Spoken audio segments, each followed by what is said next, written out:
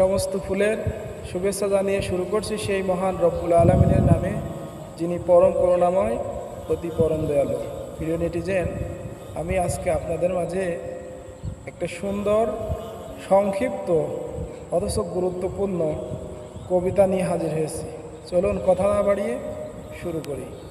আমার ছোট্ট কবিতাটি হচ্ছে আদর্শ ছেলে কবিতা। এই কবিতাটি লিখেছে কুসুম কুমারী দাস।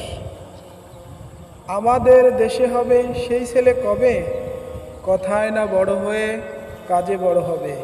মুখে হাসি বুকে বল, তেজে ভরা মন, মানুষ হইতে হবে এই তার পণ। বিপদ আসিলে কাছে হও আগুয়ান, নাই কি শরীরে তব রক্ত মাংস প্রাণ। হাত পা সবারই আছে, নিচে কেন ভয়, চেতনা রয়েছে যার সে কি পড়ে রয়।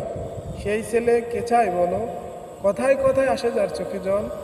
মাথা ঘুরে যায় মনে প্রাণে, খাটো সবে শক্তি করো দান।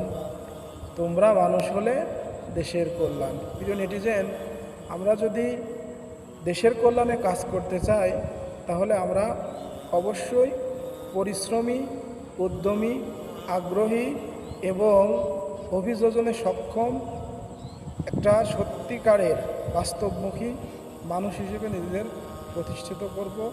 আজকে